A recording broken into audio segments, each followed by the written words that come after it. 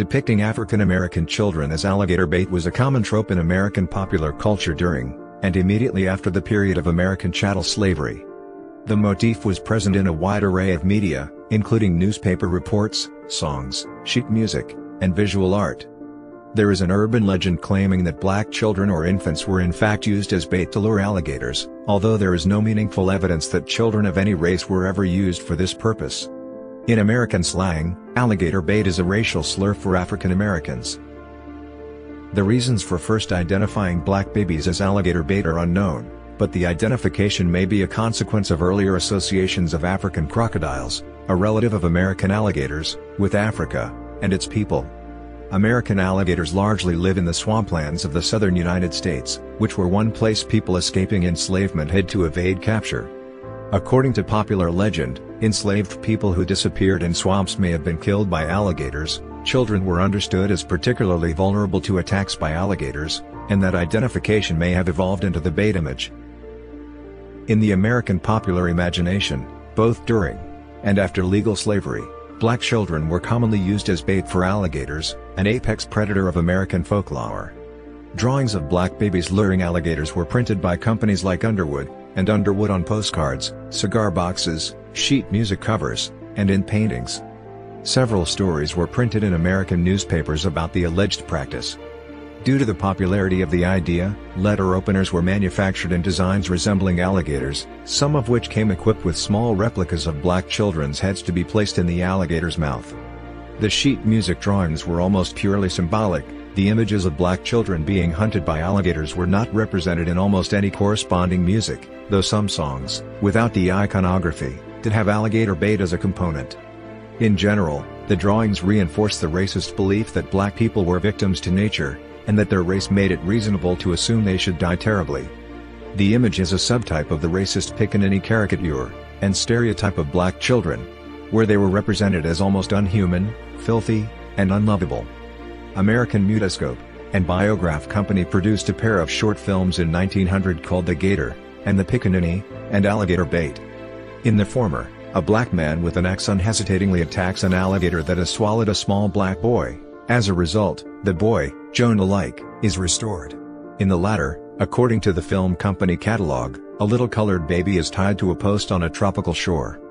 A huge gator comes out of the water and is about to devour the little Pickaninny when a hunter appears and shoots the reptile.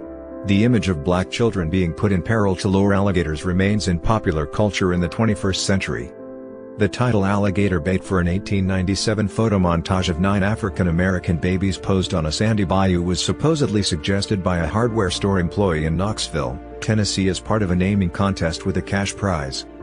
By 1900, the photo had sold 11,000 copies, and brought in $5,000, equivalent to about $162,860 in 2021, for McCrary and Branson.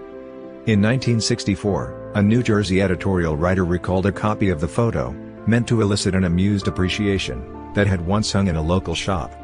The newspaper editor described the image as immoral, and equivalent to viciously pornographic pictures. The idea that anyone was seriously using children to catch alligators was debunked in print as early as 1918. A Florida guidebook reassured potential tourists that upon reliable authority, an alligator will not attack a human, regardless of the fiction that Pickaninnies are good alligator bait. In 1919, a Port St. Lucie newspaper column complained, "Many years ago this serious error was perpetrated on Florida by an advertising agent of a railroad running through the South. Florida's portion was advertised with pictures of moss-hung swamps, rattlesnakes, alligators, and Negro babies labeled alligator bait."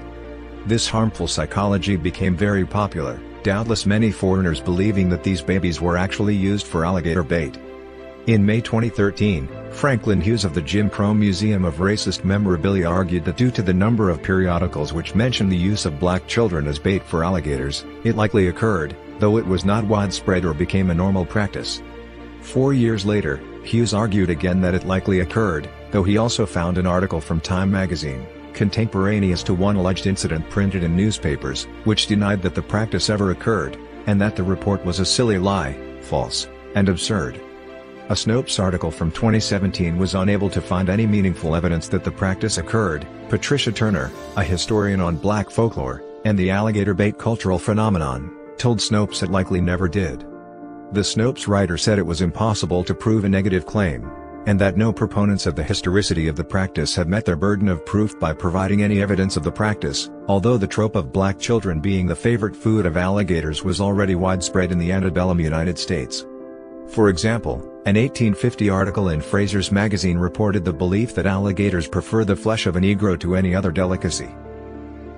In American slang, alligator bait, or gator bait, is a chiefly Southern slur aimed at black people, particularly children. The term implies that the target is worthless and expendable.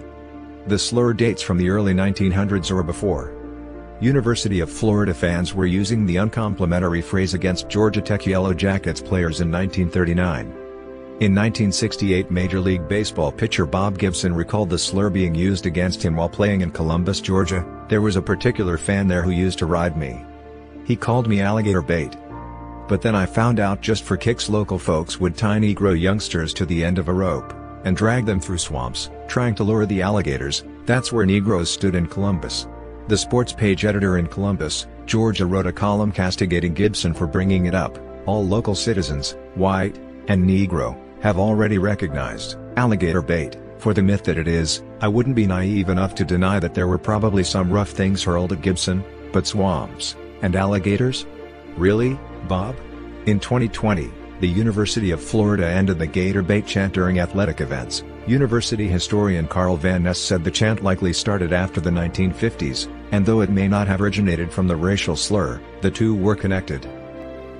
The concept of children luring predators separately existed in colonial Ceylon, today's Sri Lanka.